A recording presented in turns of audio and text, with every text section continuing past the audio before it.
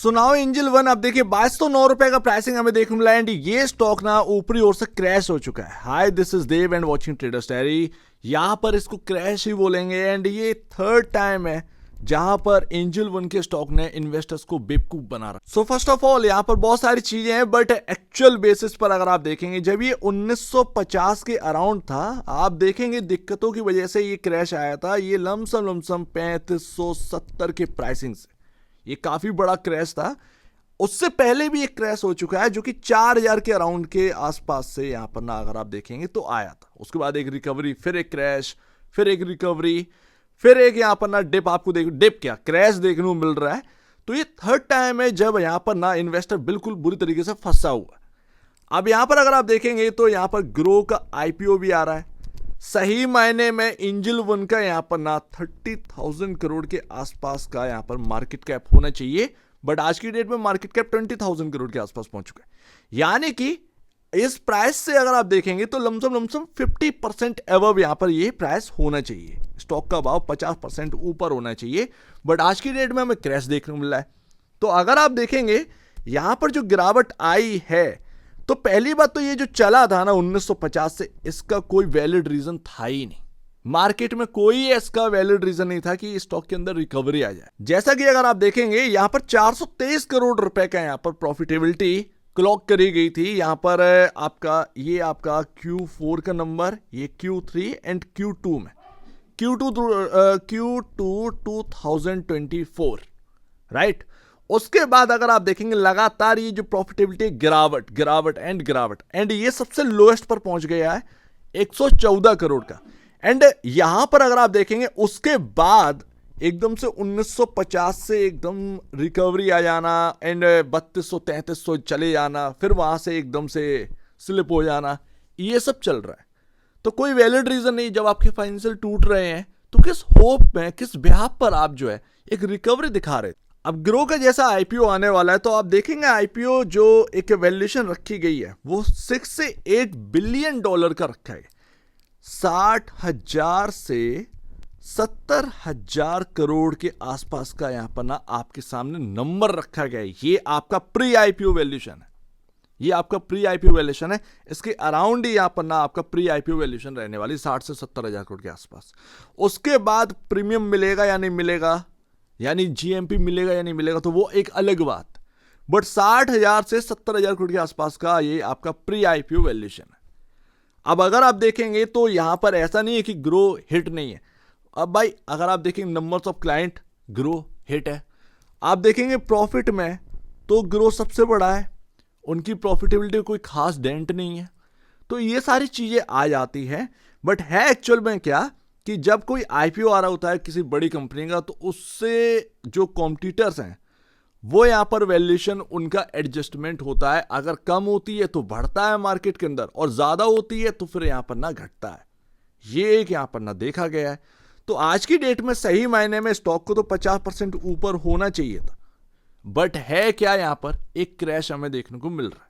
Well अगर stock के अंदर एक रिकवरी आती तो वो क्वार्टरली नंबर्स के बाद आती तो ज्यादा बेहतर था। ये कोई होप और वगैरह वगैरह चीजें जो चल रही थी स्टॉक के अंदर वो पता नहीं कहां से। एक तो एफ&ओ का पार्ट भी है, तो बहुत सारे यहां पर ना आपका मिसयूज भी किया जाता है। 20,000 करोड़ का मार्केट कैप है। अब ये कोई खास कोई बहुत बड़ा मार्केट कैप तो है नहीं है डिस्काउंट ब्रोकर के तौर पर देखा जाए।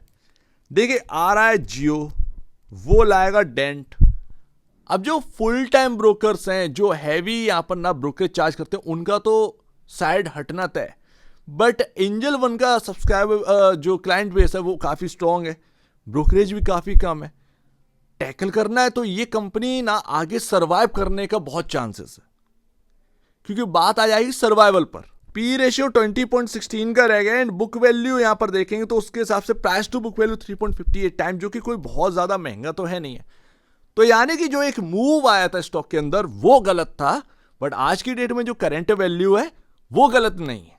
एंड लास्ट तो देखिए अब क्या किया जा सकता है। सीधी सी बात है, कैपिटल मार्केट स्टॉक्स के अंदर मोस्टली लोग फंस गए। देखिए बीएसई और उसको छोड़ दीजिए, वो एक एक्सचेंज स्टॉक है, वहां पर ग्रोथ यहां पर ना रही है, तो उसका चलना तो बनता था। एनएससी की वैल्यूएशन भी देखिए कहाँ है, बीएससी की वैल्यूएशन कहाँ है, बीएससी के अंदर ग्रोथ भी रही, सब कुछ अच्छा रहा, बट एंजल वन में वो बात नहीं रही। तो ये जो पीक बनाया ना, ये बेवकूफ बनाया मार्केट ने, सही मायने में ये कह सकते हैं, सही मायने में ये कह सकते हैं, क्योंकि इस रिकवरी का कोई मतलब नहीं था। अब आज की डेट में आरएसआई का जो वैल्यू है वो है आपका 25 के अराउंड, हाईली ओवरसोल्ड जोन में है।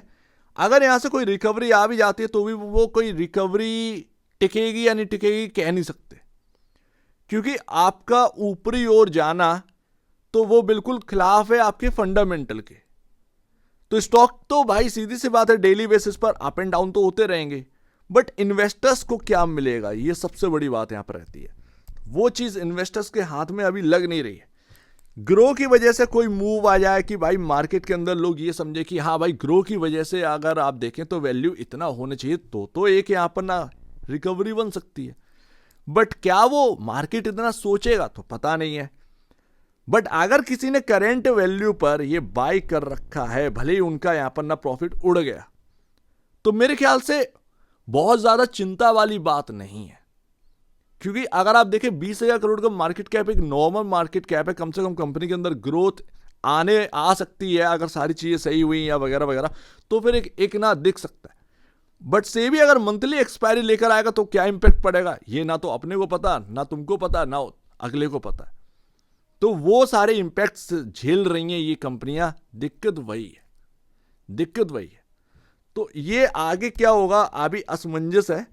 बट ध्यान रखिए, अगर ये 1950 ये अगर ब्रेक हुआ तो ये अच्छी बात नहीं रहेगी इस स्टॉक के अंदर।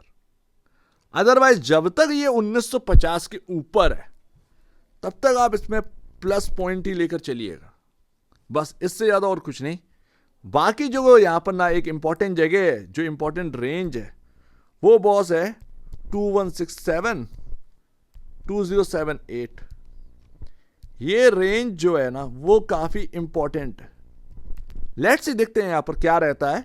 बट आज की डेट में जो करंट भाव पर आ चुका है वो एक सही प्राइस होना चाहिए था, ना कि 3200-3300 पर गया वो प्राइस सही होना चाहिए, क्योंकि आपके पास कोई वैलिड रीजन नहीं है कि आप वहां पर पहुंच गए। ये तो सीधी सी बात है ना भाई। एंड ऐसी कंपनी का भाई 18,000 करोड़ के आसपास का मार्केट कैप है, तो क्या गलत है क्या? नहीं, ये इतना तो एक रहेगा ना। आप 3-4 5,000 करोड़ की मार्केट कैप वाली कंपनी समझ रहे हैं क्या? वो तो नहीं हो पाएगा, वो तो नहीं हो सकता किसी भी रीजन से। अगर आप देखेंगे तो वो नहीं होगा।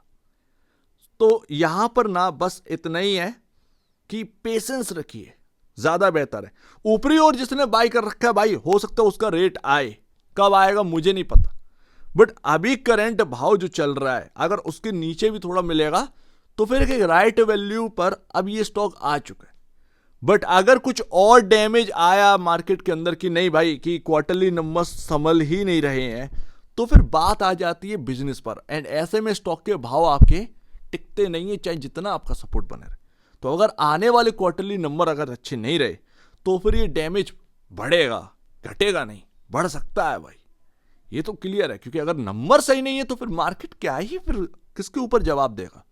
तो बात यहां पर ये है, भले ही करंट वैल्यू एक अच्छी वैल्यू है, बट आने वाले क्वार्टरली नंबर्स काफी इंपॉर्टेंट रखे जाएंगे। बहुत बड़ा यहां पर ना एक शॉक लग चुका है। अच्छा, ऊपरी ओर जब तक ये ट्रेंड लाइन आप आसानी से बना सकते हैं 1 डे कैंडलस्टिक चार्ट पर। ये ड्रॉ आप करिएगा, जब तक ये ट्रेंड लाइन ब्रेक नहीं होगी तब तक आप ये समझिएगा नई तेजी नहीं होगी। क्योंकि ये आपने पहले ट्रेंड लाइन बनाई, इसी ट्रेंड लाइन से ये अभी गिरा है, इसने क्रॉस नहीं किया।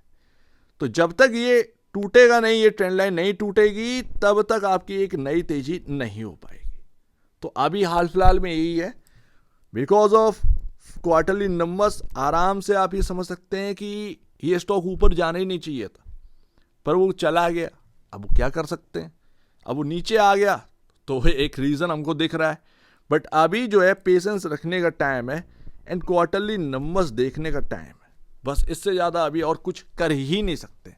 बाकी 20,000 करोड़ रुपए का मार्केट कैप, ये कोई खराब मार्केट कैप नहीं, ऐसी कंपनी का इतना तो आप दे पाएंगे ना, सीधी सी बात है। और कोई डिस्काउंट ब्रोकर तो है नहीं, तो एक प्रीमियम तो रखेगा ही, थोड़ा बहुत तो प्रीमियम रखेगा ना। सो उम्मीद है काफी कुछ आपको समझ में आया होगा। एक बार निवेश से पहले या बेचने से पहले अपने ब्रोकर एडवाइस से जरूर सलाह लीजिएगा। खुद की स्टडी कर रहे हो उससे बेहतर कुछ भी नहीं है, खुद की स्टडी मस्ट है। तो आप बीच में वीडियो देखेंगे बहुत धन्यवाद दोस्तों।